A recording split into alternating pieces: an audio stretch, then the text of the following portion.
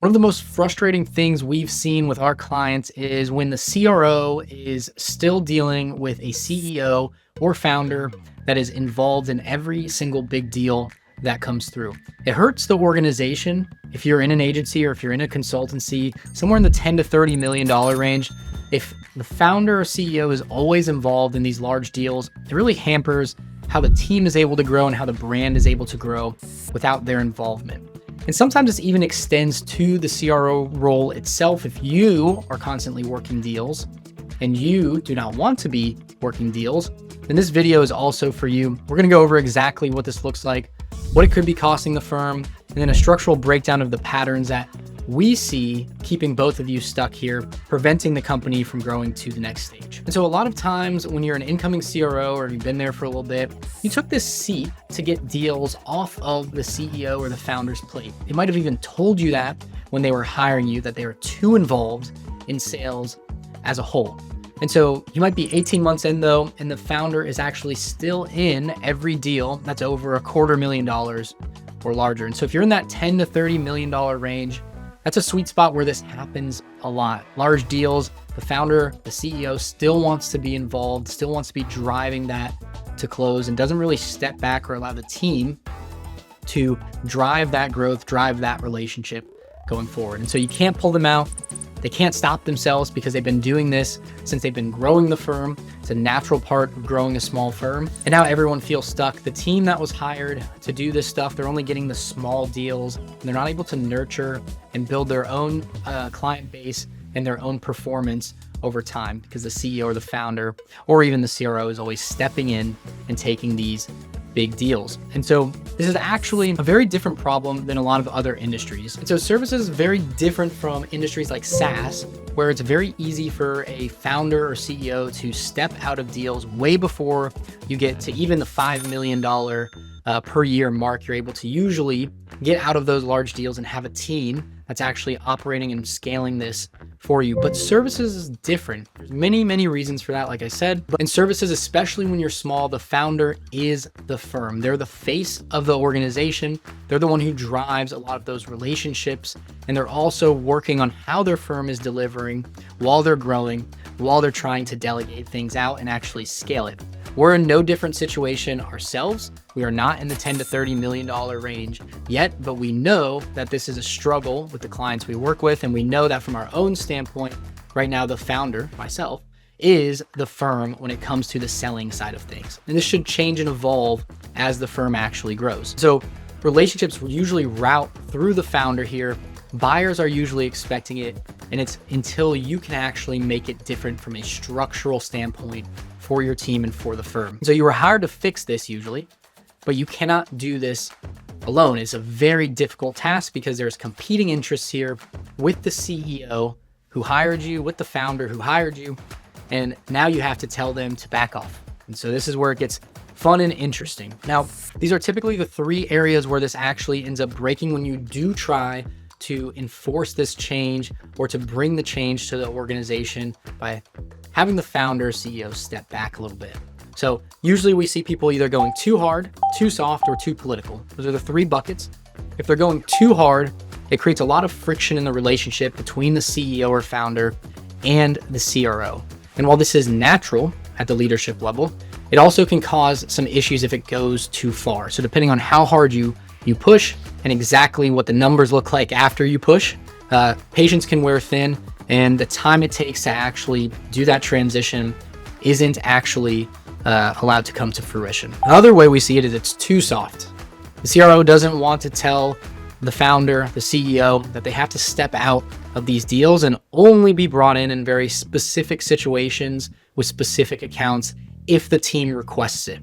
And so if they go too soft here, then obviously the founder is jumping back in on certain deals when they come through because they want to make sure that they close. Obviously, they're financially invested in the deal closing. They feel like they can do a better job closing, which is statistically usually true, but they feel like they can do a better job closing these large deals, but they're giving up the long-term for the short-term certainty there. And last but not least, we have too political. And this one is very tempting because it can avoid direct conflict between the CRO and the founder or CEO And this involves really kind of working around the relationship and the issue at hand instead of having conversations, instead of having structural changes that occur. Instead, we usually see the CRO trying to route their way around the CEO or founder by either bringing in the board, talking to other team members, really trying to engineer the founder out of things by using leverage rather than fixing the actual system and making sure that everyone feels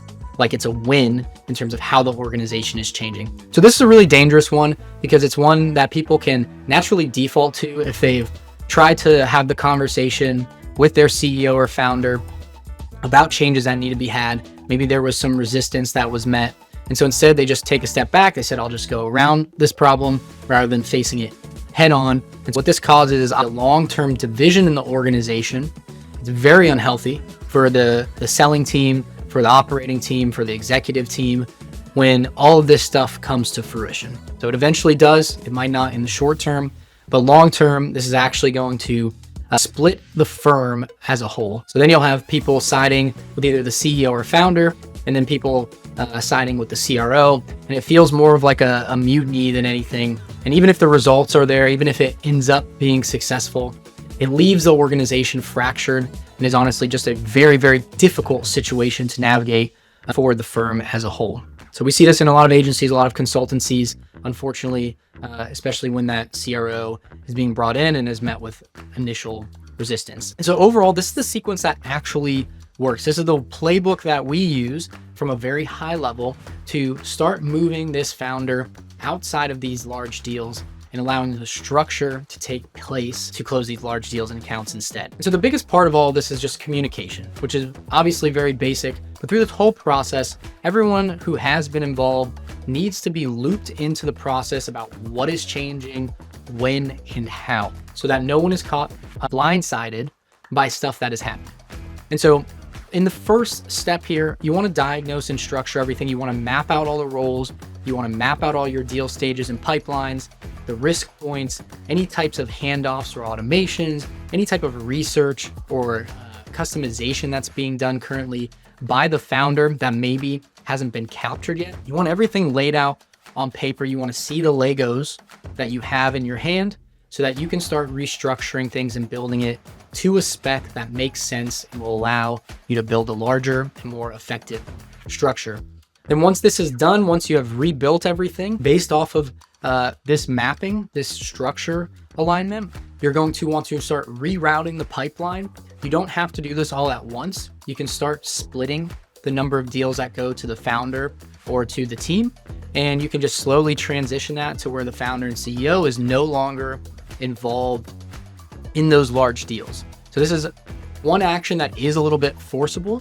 You want to have this communication, this conversation with the founder and CEO that even if a large deal comes in through them, it's going to be routed to the people who are supposed to own the account.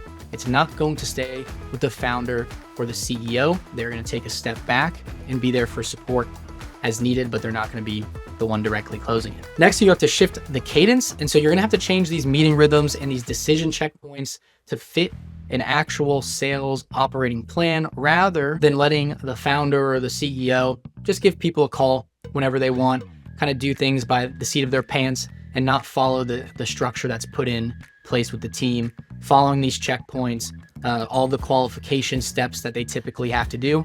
You want to make sure that you are shifting this. If the founder is going to be involved in any deals as you're rerouting the pipeline, they also are required to follow this exact cadence so that you have good data and you start collecting the information you need to optimize, to change things, and to make sure this scales beyond the founder or the CEO. Last but not least, you want to hand off relationships effectively. And so you're not severing relationships, you are just sharing them and handing them off to the most senior people on your team. You're handing off these relationships. The founder or the CEO is phrasing this in a way where they know. So this is a very delicate process, but especially with accounts that might have been around for a very long time, you're going to want to make sure that you find those points in the relationship where there's a potential to introduce another party, have them as the account owners, and get the founder and CEO out of that relationship. So usually there's these transition points where there's already a risk for the account in a way. And so you can take advantage of that by actually introducing the new person and resetting the relationship while it was naturally being reset anyways. And so this part is a very hard one because this is the actual letting go point. It's all fun and games while you're rerouting stuff that might be net new, while you're shifting like what you're actually doing as a founder or CEO, getting moved out of the process and making sure it aligns with the team. But this is the part that's often the hardest one to execute because you're actually having them step back from existing relationships. Once again, they're not disappearing. They're still available if absolutely needed, but we don't want them to be the primary point of contact here. And so once again, this is sequenced. This is not something that's forced. You have to have agreement every step of the way. The goal is to eventually remove the founder from deals over $250,000 or whatever threshold makes sense for you, depending on your deal size, without actually causing a huge dip in revenue. We want it to be step by step, make sure things are working and transitioning successfully. And then eventually we'll get to a point where we're growing and we don't have a huge dip because the founder has stepped out. And so if you're actually wondering if you are ready or not, these are usually the signals we see that you are ready versus you're not. You are ready if the founder asks who's covering, not whether they should cover.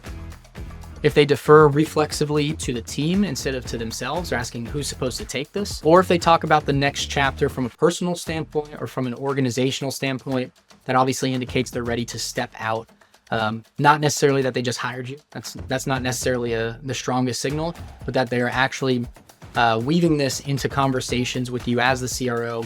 You're hearing them actually talk about those next steps intuitively rather than in a forced way. Now, they're not yet ready if they are still butting back in after every handoff, or if they're just saying just for this one deal without explicit reason that truly makes it not possible at the current moment to go through the standard process. And then 3, if their identity is still tied to closing, this is going to be impossible. If the founder still sees themselves as the rainmaker, as the breadwinner of the organization, they're not going to let anyone beat them at that. And so they're going to stick in this position as long as they can. So the thing that usually needs to be done in order to really get the founder out of the big deals, out of the big sales, this is what they really want. And that's to prove that the firm can win without them. And if you can do it without them feeling insignificant or that their legacy and efforts were erased and just scrapped, then you'll be successful in actually transitioning. You want to build on what they've done uniquely well and then prove that you can actually use that to do better and win without them. If you can do that, if you can feel like their legacy and their specific angle is being taken seriously and built into the process, and that they're just going to scale that, you can be successful here with this transition. And so if you're a consultancy or an agency in that $10 to $30 million range, you're a CRO who's either just come in, or maybe you're working in this role for a little bit, but you still have this founder issue, the CEO issue of them being involved in the biggest deals for your team.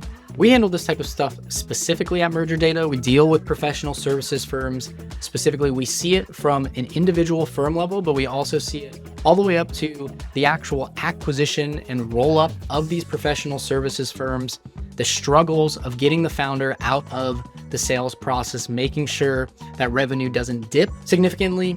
And so if you have this type of challenge at your organization, you're not sure how you're going to handle the CRM side of things, the process side of things, the organizational side of things, and then also the change management across the whole team, reach out to us, go to our website, schedule a call there, and then we'll get into it. So overall, our belief here is that if you fix the structure behind everything, then the founder is going to come out of the sales process on their own.